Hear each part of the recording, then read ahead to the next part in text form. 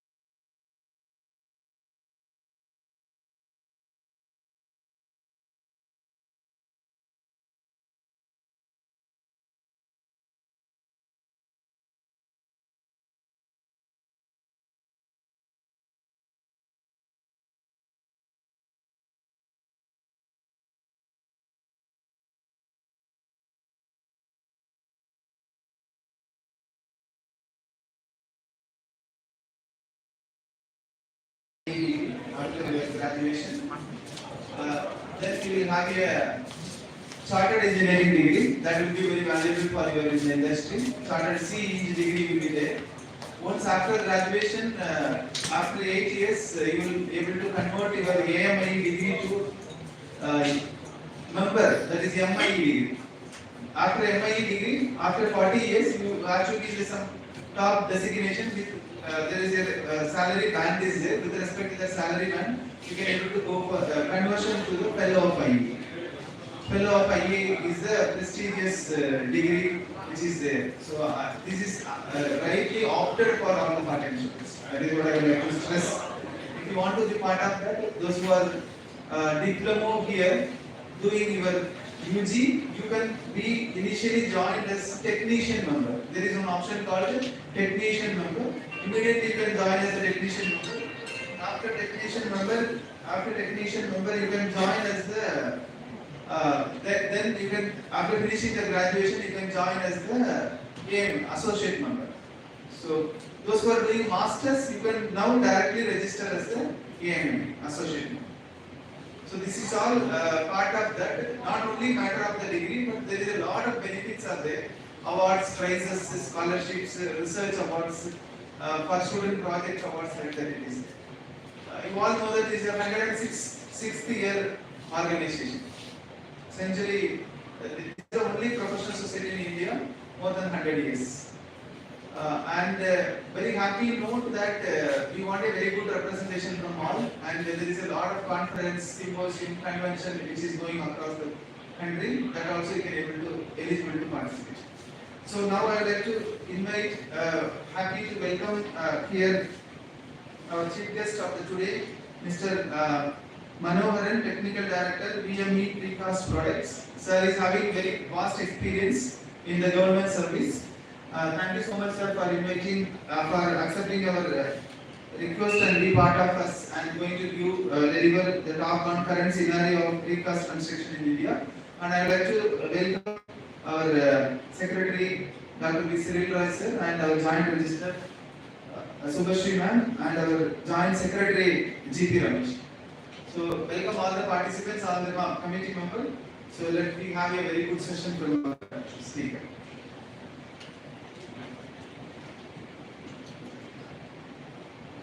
Thank you so much, sir, for a warm and gracious welcome. To brief us about the glorious legacy and contribution of the Institution of Engineers India, may I now invite Dr. A. Vinod Kumar, sir, Committee Member of IEINdia TVLC, to enlighten us.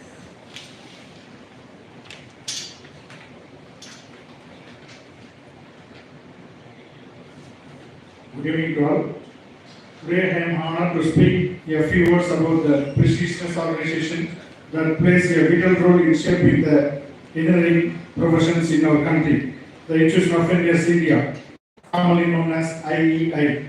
The IEI was established on 13 September 1920 in Kolkata with the vision of promoting and advancing the engineering profession across India. With over 2 million members, it is not only one of the largest professional engineering bodies in the country, but also among the largest in the world. The Institution of Engineers India serves as a platform where engineers from various disciplines, be it civil, mechanical, chemical, computer science, or any other, come together to exchange ideas, share knowledge, and contribute to the nation's development. One of the most remarkable contributions of IEI is the AMIA program, the Associate Member of the Institution of Engineers examination. This provides an excellent opportunity for diploma holders and working professionals to achieve an engineering degree equal to BE or BTech through self-study.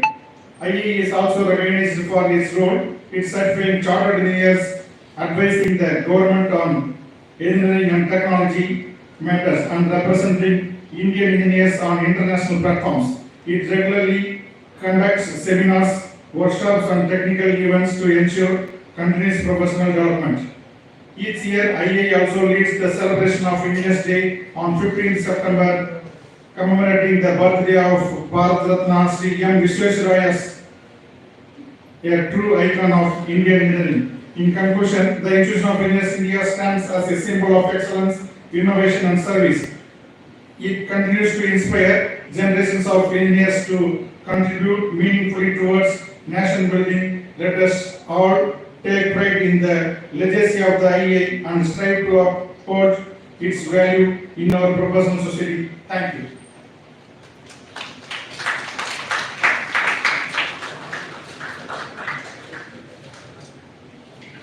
Thank you, sir, for highlighting the inspiring journey of IEI. Now, to introduce today's event and the theme of the importance of this important lecture, I request Dr. V. Cyril Raj, sir, Honorary Secretary of IEI TVLC, to address the gathering.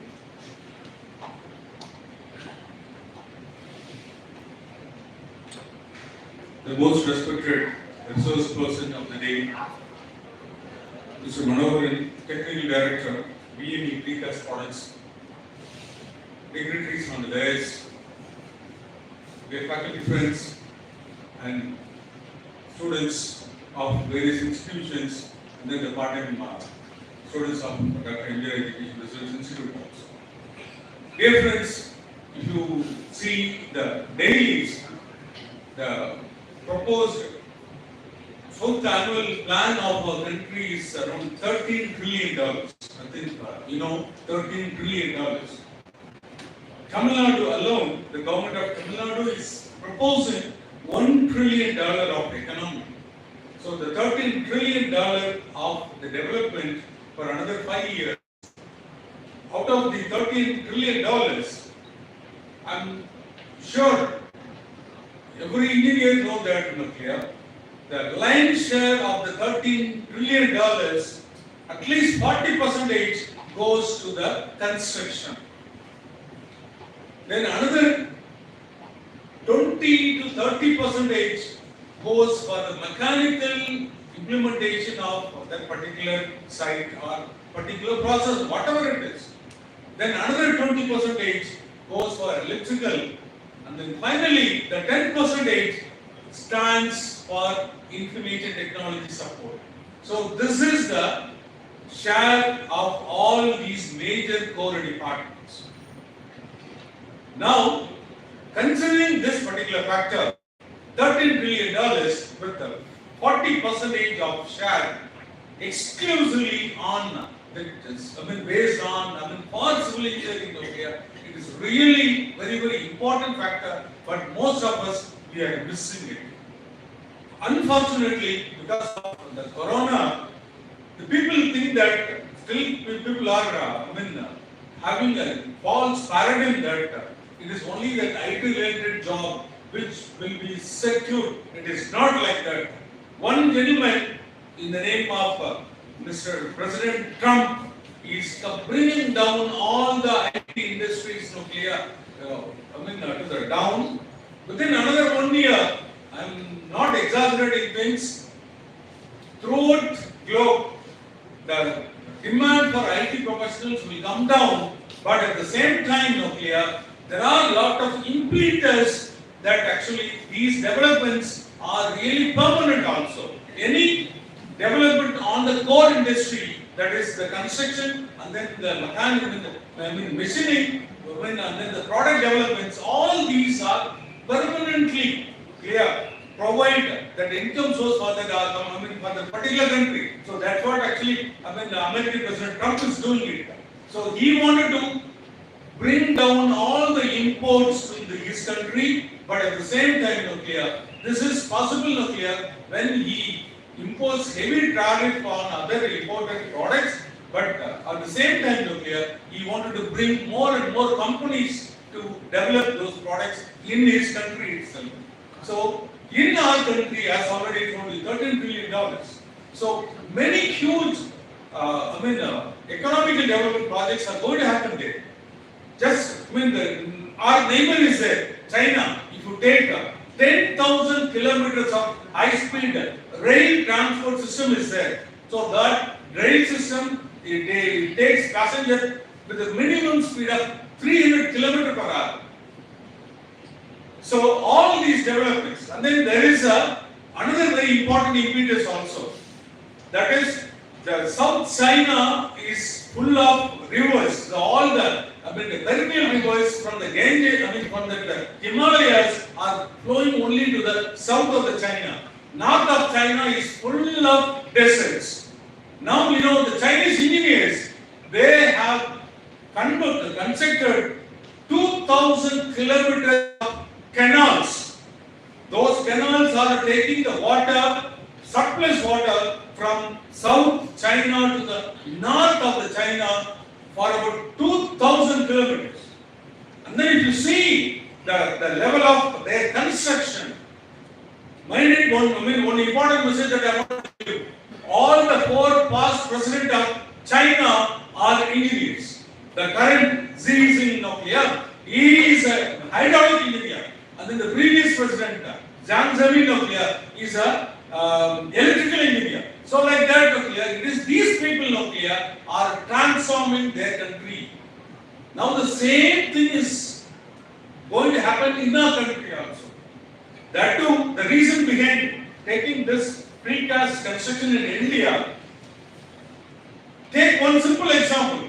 Right now we are facing hell of problem there with this elevated metro corridors. Are you facing the traffic blockade or not? Yes, we are facing the traffic blockade. But I am saying that fortunately I am crossing the double-decker portion of that metro track, which is from Virgabanga Market to the Porur Junction. Every day I used to admire the way the constructions and then the designs are planned. See, only with this simple pillar, they could able to create, they could able to build a station, and then they could able to have the crossover of all the four layers together. So such a massive construction which is happening here. But all these are happening here in alarming phase at the same time very precision planning also. So many such activities are happening there with respect to prefabricated structures. So that's why today we have requested one of the important resource person in this particular domain to address what is the scope of this precast in our country. So roughly the estimate says that $3 billion economy is there in this particular domain itself. $3 billion is really big money in this particular domain. So it doesn't stop only with civil alone there. Obviously, it needs mechanical engineers, it needs chemical engineers, and then obviously for electrification and other things, the rest of the other engineering fraternity, and then for controlling communication, all these things we need electronics communication engineers as well as computer science engineers. So it is a combined activity. So that's why we have requested Mr. Manoharan to come and share his vast experience in this particular domain. So with these few words, I once again thank Mr. Manoharan for accepting our invite and then to give a wonderful talk on this prefabricated structure, the scope in our country. Thanks a lot.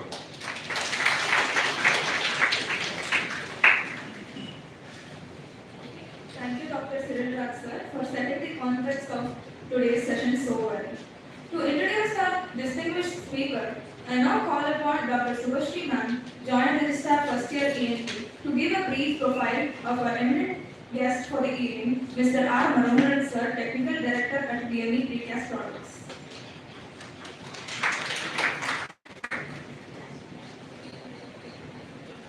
Good evening to one and all present here, respected dignitaries on the dais and my dear students. I am very honored and privileged to introduce Mr. R. Manoharan. Mr. R. Manoharan, currently Technical Director in BME Precast Product Chennai, joined as Assistant Engineer in Greater Chennai Corporation in 1993 and worked as Assistant Engineer in Highway Department, Government of Tamil Nadu from 84 to 93. His educational qualification includes Bachelor of Engineering in Civil Engineering from Tyagaraja College of Engineering, Madurai, and Masters in Structural Engineering from Satyabama University. His vast experience includes designing and construction of roads and various types of bridges, planning, designing, preparing, estimates and construction of stormwater drains, maintaining the existing SWDs, buildings, roads, bridges, and footpath, designing, casting, construction of precast building like residential, commercial, and industrial buildings, designing, casting, and erection of precast products like drains, cable trenches, boundary walls, water tanks, toilet blocks, etc. His professional affiliation includes a membership from Indian Institute of Bridge Engineering, where he is currently an executive committee members of Tamil Nadu Center. We are very privileged to have you here, sir. On behalf of the forum, I welcome you, sir. Thank you.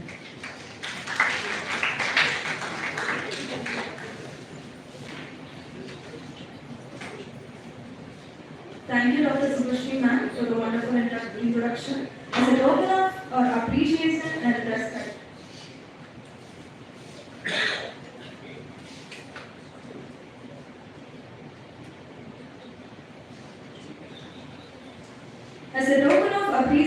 respect, I now invite Mr. D.P. Ramesh sir to felicitate our esteemed speaker, Mr. R. Manoharan sir.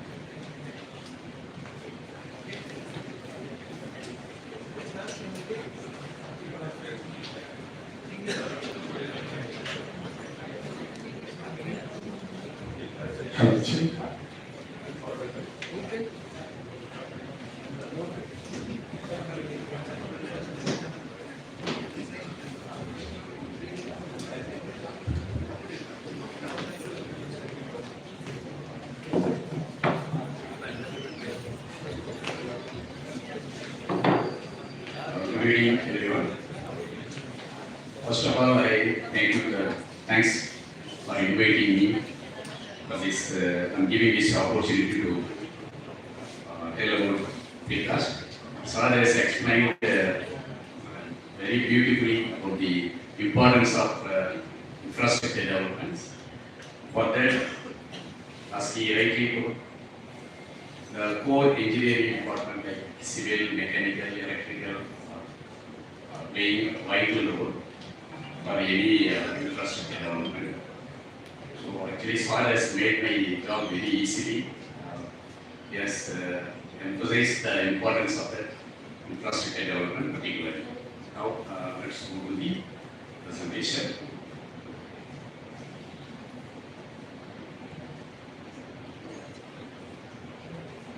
So first of all, what is precast? See, everybody knows about it. You might have come across many precast structures, whatever it may be, small or big, in your day-to-day life. So precast construction technique is where the elements are manufactured in a factory and transported to the executing site and assembled there. Instead of doing everything in the site itself, we call it as casting system. So here we do everything in a separate place, in a controlled environment, in a factory. We transport it to the work site and assemble it there. So why precast? So what is the need of having a precast? So as you are all aware of the infrastructure, the projects going in and around Chennai, you may be seeing all the precast elements like big girders, metro rail, flyovers, all you name it. Everywhere the precast structure is being used. That means earlier days we used to do all the scaffoldings and we do cast in situ. We have to keep it for at least 15 to 20 days to set it for at least for the initial setting. Then only we will have to remove that scaffolding. So till then it will be a very hindrance to the movement of the traffic. And now simply they are casting that element in somewhere else and transporting overnight. And the next day morning you see now they will be erected to the pillars. So the faster the work is being executed, very fast. So any project will be completed very soon. Controlled manufacturing environment. Instead of doing everything in the site, is being, as I told earlier, is being cost in the factory. And quality control, since it has been done within a closed environment in the factory, you can have the full control of the quality, be the mix design and the measurements, and all type of qualities will be taken care of. The wastage will be reduced very much. Even if we have small other wastage, it will be reused for there itself. And safer construction is cost effective. Of course, the precast is little bit costlier than the cash institute. But now, since the labor cost is increased manifold, if you compare with the precast, it will be almost the same or cheaper than the cash institute method. There's very good sustainable solution and minimum disturbance and controlling the pollution.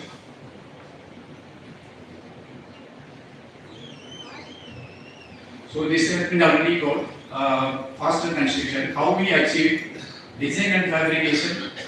So we will do everything at the offsite and the efficient installation. It will be, instead of doing it at site, everything will be, only assembling will be done at the site. And the minimal disruption, already we have discussed about that. Traffic and pollution, everything will be taken care of. So this is a controlled environment, this is a factory view. What you see is the precast factory view in the picture. So quality assurance, already we have spoken about that. Weather resistance, we need not worry about the summer, winter, everything.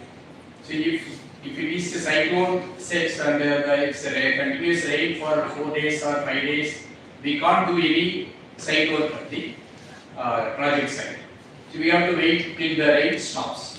But in the factory, you keep on doing, you keep on manufacturing, you keep on precasting the elements, so it won't be affected. Actually, since our weather condition is entirely different, you see the cold countries like Europe or in the North India, in some places, you can't do any work due to the weather condition, very cold condition, you can't do anything during the winter season. At that time, you need not stop the work. You can manufacture, you can precast the elements in the factory. So that is the weather resistance. And customization, you can customize the design. Whatever type of element you can do it. So again we are talking about the quality. So these are all precision engineering, rigorous testing, consistent finishes, highly durable, reduced wastage, efficient material, because it is being used within the closed environment, closed place in the factory. You can reduce the wastages. There are opportunities for recycling the materials. And we can improve our carbon footprint. We can reduce the carbon footprint and we can, so that we can save the environment also. It's safe actually. In Syria, I told to have a bridge work or any other big building, we have to do the scaffolding and you support it for so many days. So we completely avoid that. Moreover, the number of workers involved in this industry is very less. You will not depend upon the many number of workers. But the last one is efficient materials. Precise fabrication and reduced waste will address that. History of precast. So, precast is not a new one. It's very old technology. In old, the Romans are the pioneers. These are all the real-time pictures. Still, you can see this type of structures in Rome, Italy. These structures are still existing. These are the constructed using that precastically they manufactured some blocks, columns, beams and everything, they assembled it. So they are the pioneers. Not only the buildings, they constructed so many the viaducts, bridges and all these type of structures. So these are the how it has evolved. In 19th century, industrial revolution started. So there was a very big need of doing everything in a fast mode. In the 1840s, the British civil engineer who is founder almost, he only introduced doing construction of houses using precast. After that, slowly the reinforcing concrete came into the field. In the early 20th century, the standardization of precast started. These are all the factors improve the precast, usage of precast.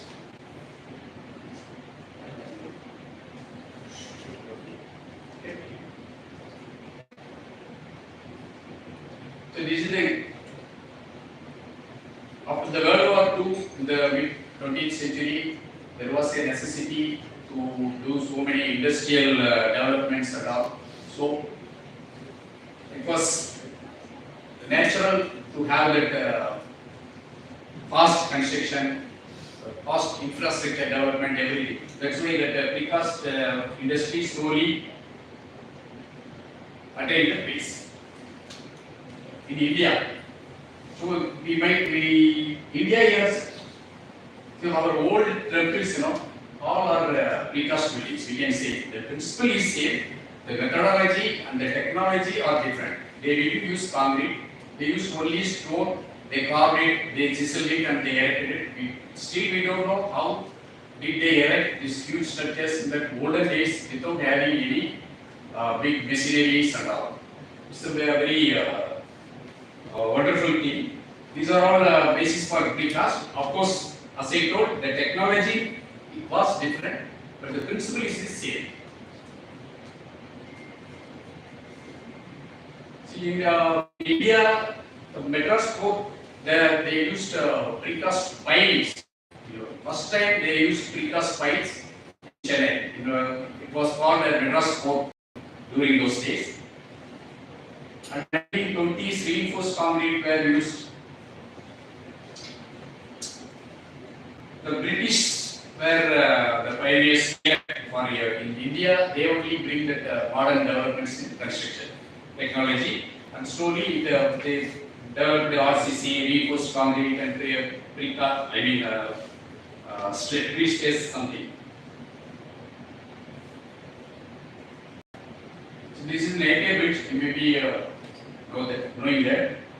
In this bridge, first time they used pre-stressing method. Pre-stressing actually widely used in precast industry. Without this pre-stressing of structures, we can't go for precast construction. So these are all their further developments, how they slowly put everything in the developing thing. 65 that Central Building Research Institute formed.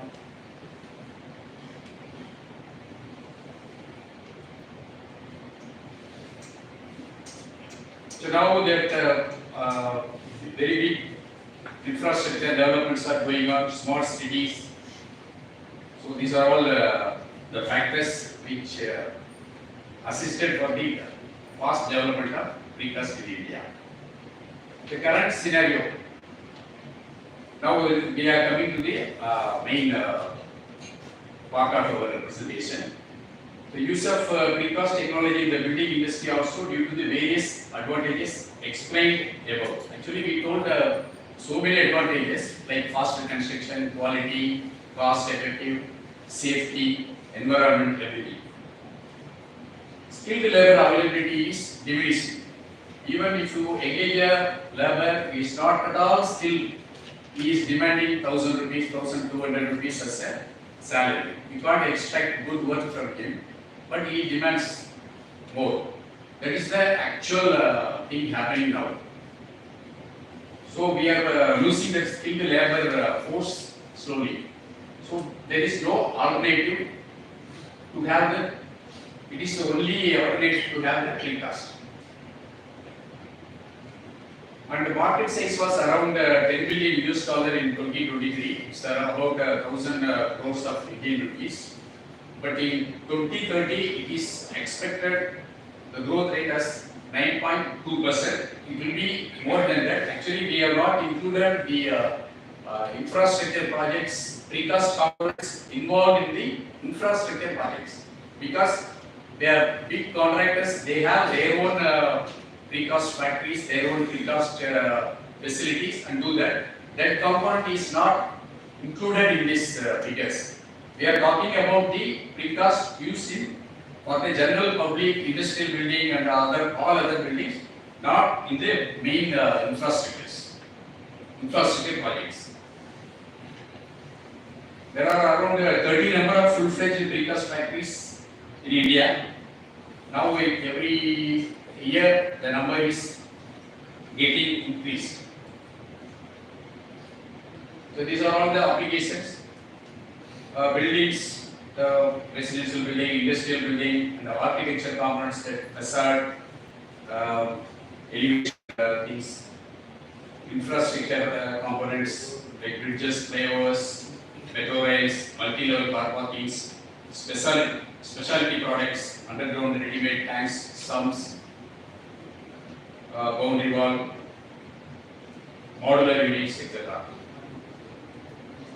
So these are all the building elements. It's the real-time pictures what we constructed. This is the industrial building. So all the columns cast in the factory and erected in the site. These are all beams. These are all structural details. This is a slab or column, beam. Over that we use the slabs. Everything is precast.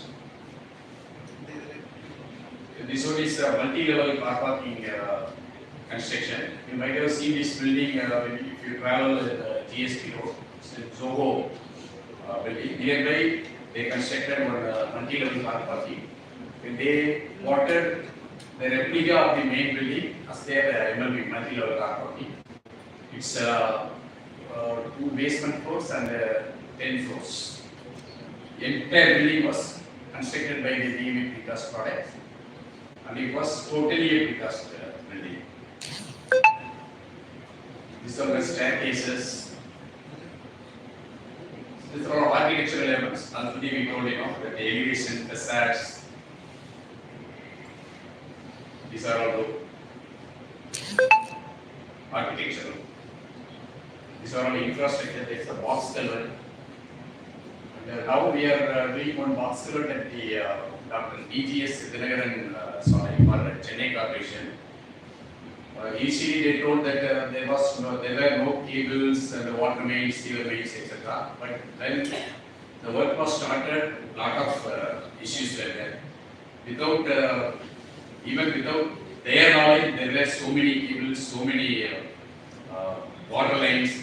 So that's why it was one few portion was being constructed cast steel, and the balance portion is going to be used as a precast box. So these are all segmental part of metro rails. You can see. These are water tanks, ready-made toilets. So this one is a cooling tower component. So we supplied it Siemens. So we manufactured here, we cast it here. All the way it was transported to the their site at Ahmedabad, near Ahmedabad. It was very challenging. They were not able to do this structure in casting studio. So they came to us and we gave the solution. It was cast here and transported that much distance to the work site.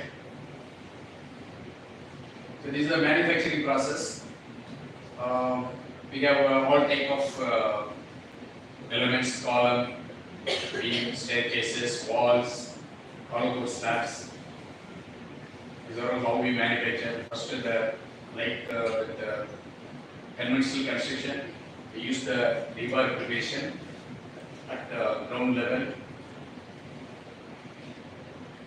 These are all the steel fixing for double bars.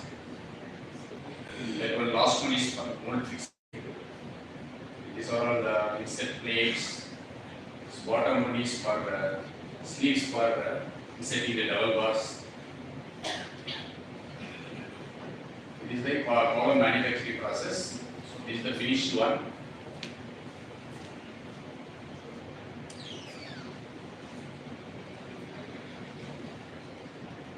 So the pictorial representation of that this one. The pedestal, the dowels will be left over, and the column will be inserted instead. Will be having provision for the grouting, and it will be grouted. These are the cranes used for erecting the big elements.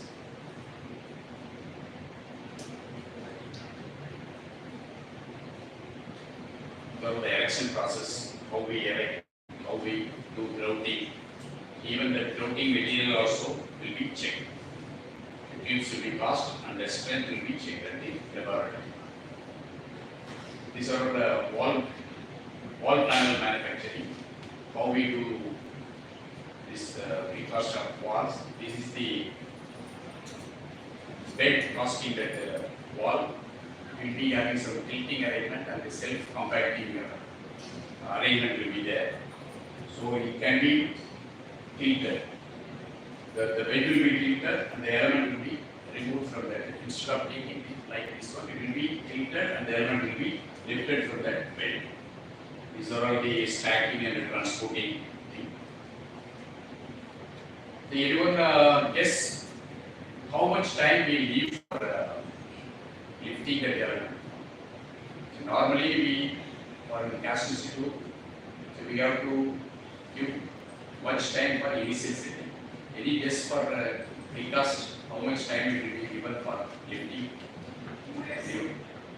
2 days? No, if you wait for 2 days, 2 days means, okay, tell you, if you cast the previous day and lift it the next day, it will be 2 days.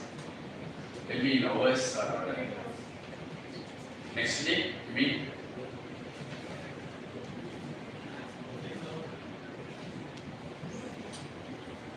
Okay, actually we'll test it and if it is, the strength is achieved for the lifting purpose, then normally the minimum grade of concrete used for precast is M40.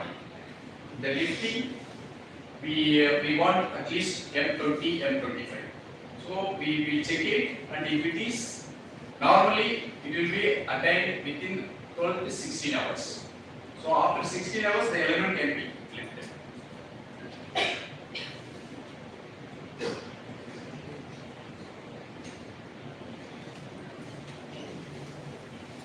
This is the hollow core. This is the main element in any precast factory. The manufacturing, it will be done using that extruders, some specialized machineries. In BV precast, all the material machineries were imported from Finland, Elimati.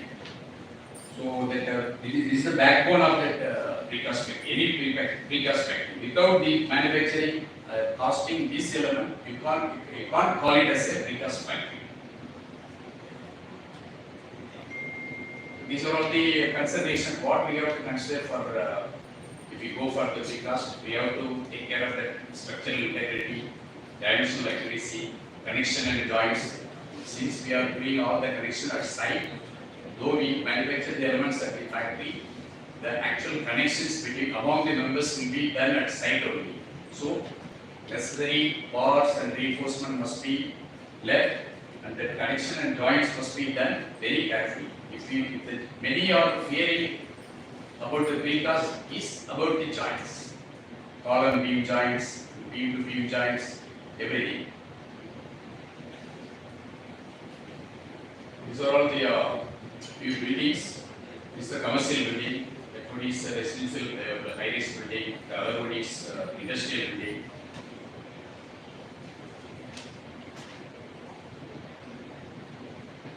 These are all stadium. important structure, infrastructure bridge. So challenges. What are all the challenges faced when we started that Vikas factory here in India? So we were the first factory in southern part of India. Initially there were 2 or 3 factories in northern part of India, in Pune, and Gujarat and somewhere else. And the entire part of South India, we were the first. And the Elementi was the company who supplied all the machineries and all other facilities. So there are so many challenges. நம்ம ஒரு வேலையெல்லாம் தேடி போனா யாரும் வேலை first தர மாட்டாங்க. இங்க வேலை தேடி போனா எக்ஸ்பீரியன்ஸ் இருக்கான்னு கேட்பாங்க. எக்ஸ்பீரியன்ஸ் இருந்தா வேலை தரணும்னு சொல்லுவாங்க. ஆனா இனிஷியலா முதல்ல யாரும் வேலை தர மாட்டாங்க. இந்த சேம் திங் ஓகே ஹேப்பன் நீங்க இந்த மாதிரி ப்ரொபோசல் கொண்டு போனா என்ன சொல்லுவாங்கன்னா எல்லாம் okay everything is okay. Have you constructed anywhere? What is the proof? How it will be behaved? How we trust you? How it will be safe? So they asked all these questions. So what we did, you know, we took some of our clients to some other places like Singapore, Finland, Europe countries, and we at our cost we took them there, and we made them to have that hands-on free. And designing the components. So those days there were not much many more design engineers available in India. Now plenty of engineers available. Many have experience in Gulf and Europe. They have returned to our motherland and now they are supporting us. So non-availability of course for construction. Initially there were not much course, particularly IS course. We were depending only on the PCI, ACI, European course, Singapore course or other guidelines from other foreign countries. So now slowly courses are coming. The materials also, those days we didn't have good materials. Now you know, so we have very nice materials, very strength, and so many companies are manufacturing many good items for the precast, joint sealants, lifting system, joint connections, everything. Transportation was very challenging. We didn't have much wider roads, good roads. Now we have. So that also slowly being addressed. And the erection also, the erecting the precast elements, we didn't have experts, we didn't have high capacity, very high capacity cranes we didn't have those days. Now it's available. So overcoming these adoption barriers, how to overcome all these things. So centralized regulated body must be there to develop this one and create an awareness. The skill gap, the gap must be filled. Now youngsters are almost there, they don't have much knowledge about precast. They see all the projects, very big projects only. Other projects, they don't have the knowledge. So, but anyhow, these are all the challenges faced by the youngsters. The younger generation often lacks of access to experienced craftsmen who can pass down traditional techniques and instill a sense of pride in the work. Shift towards automation. So now everything, you know, we want everything to readily available. Fast food culture. Immediately we have to get it. We don't have that patience to do that. And changing the perception. The traditional, when we blindly think that traditional things are not good, only the modern things are good. This perception must be changed. So for India to have that precast like any other foreign countries, developed countries, this must be done. So we have to develop the standards and the localized training must be given for this precast technology. Nationwide research and adoption incentives. So we have to support by giving incentives. In few countries like Singapore and Malaysia, for example, nearby countries, so while giving an approval for a building or any industrial building or any building, they emphasize this much percentage of your construction must be precast. Then only you will be given the approval. Unfortunately, we don't have such regulations here, but slowly it will come over the days.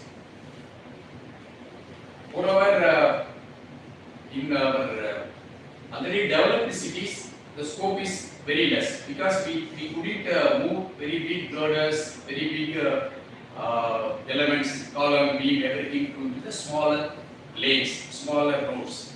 And we have to keep a very big crane there to lift it from the vehicle and to erect it. So these are all the hurdles. So these are all the few codes. Initially we were using the PCA, PCA code and the PCA handbooks, and Euro codes, the BS standards, BS codes, British codes only. Now many codes, Indian codes are slowly coming up. So now before concluding this one, I want to tell something brief about the VME precast. So VME was old, it's actually called the V. Manikam Engineers Private Limited. One professor, Mr. Manikam, was the proprietor. He was the founder of this company. Though he was a mathematics professor, he was having so much passion in the construction industry. So, after resigning his job, he took bridge work. In Chennai, you have seen that Kasi Bridge, it was constructed by long back, 30 years back. It was PSC bridge, and that Green Bridge also, all are doubling, maybe that railway bridge. So many bridges constructed.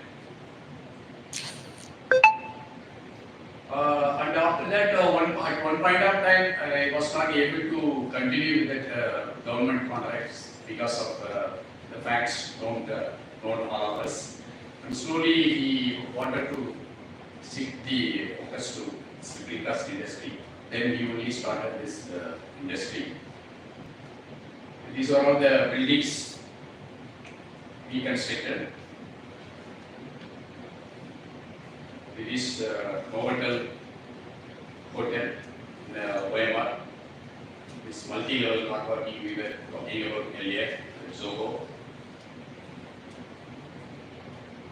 This one is the S3 mall in the Pallavaram Muthalapakam Road, Sarana stores. It is partly open now, and other parts it was pending because of some approval pending. This is an IT park, BD, this DRDO, Airlock Stadium. This is the reality. Actually, it was constructed for that in their own place, and they promoted in Chandrabaga.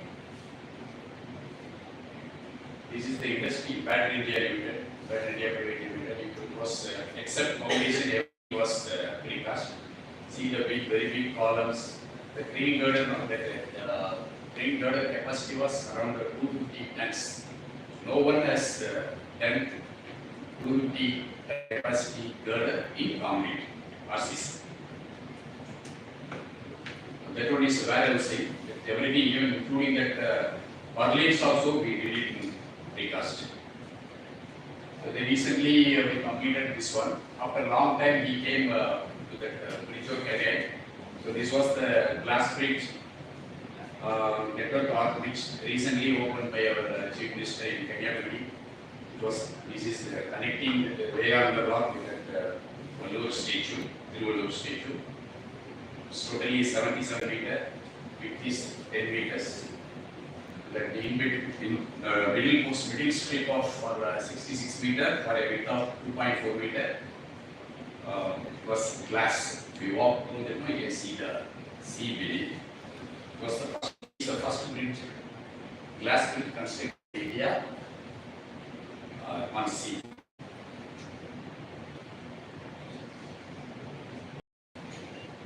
Okay. So when we are talking about the Tiruvallur sir, a nice Tiruvallur this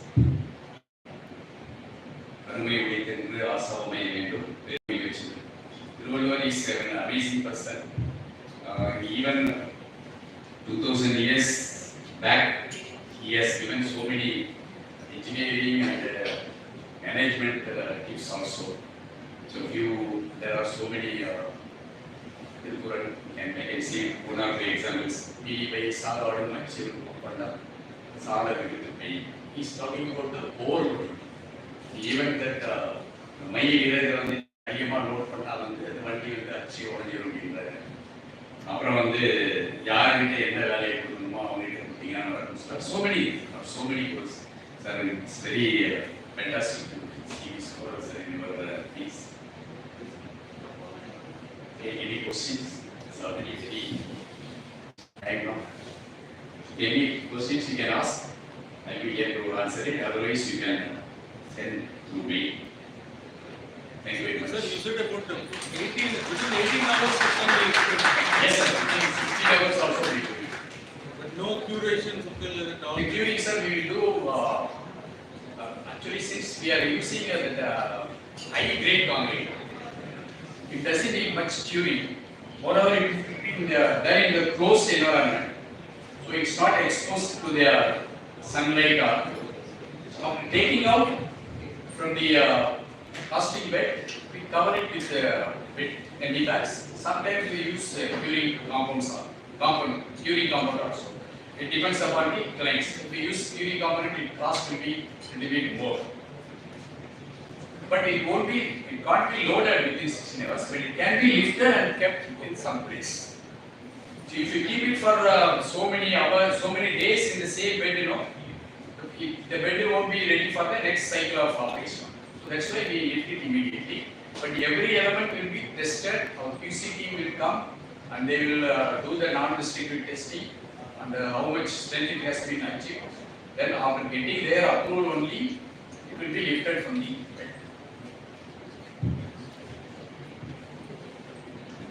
So thank you very much, listening patiently. Thank you all. Our factory is in Uragada near Vallakote. So you can send your students or anybody interested, you can come and visit the factory. So unless you see the factory, you can't know about the precast free. If you come there and see your eyes, then only you know such facilities are available in our place. So these are all the things they are doing here. If you name it, whatever the structure, you name it, we do it here. So please do visit. You are always welcome as a group or an individual. Anything. I'm not asking for any commercial things. Just to provide that some facilities like this are available nearby. That's all. Thank you, sir.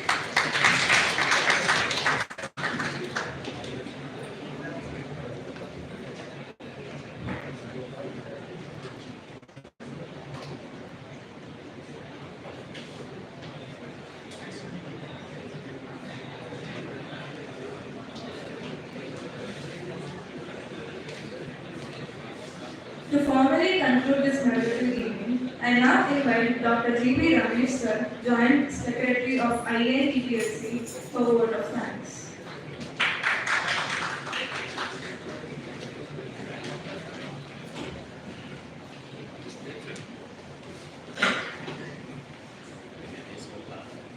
Good evening, everyone. It's indeed a great privilege and honor to propose the word of thanks for today's 44th technical lecture on current scenario of precast construction in India, organized by the Institution of Engineers India, Rural Local Center. First and foremost, I would like to extend our heartfelt thanks to our distinct speaker, Mr. R. Manohar, Technical Director, VMA Precast Products, for sharing his invaluable knowledge, expertise, and the real-world insights with us. Thank you, sir. Sir, your session has truly opened up new perspectives on the applications and investments in precast construction in India, and we are deeply grateful for your time and effort. Our sincere thanks to Dr. L. Ramesh, Positive Chairman, for his warm welcome address, and to Mr. Vinod for having the legacy and vision of IEA. I I also extend my gratitude to Dr. Sridhar, Honorary Secretary, for briefing us on the importance of today's event and for his concerned guidance and support. Special thanks to the Subhashri, Joint Registrar, First Year Engineering and Technology for the wonderful introduction to our speaker. And a big thank to all committee members of IEIndia TVLC for unwavering support and encouragement in making this event a grand success. I also sincerely thank the organizing team, coordinators, technical staff, and volunteers who worked tirelessly behind the scenes to ensure everything ran smoothly. Last but not least, a heartfelt thanks to each and every one of you, faculty members, students, professionals, and guests for joining us this evening and making the event meaningful with your enthusiastic participation. Thank you once again. It's my pleasure to be here.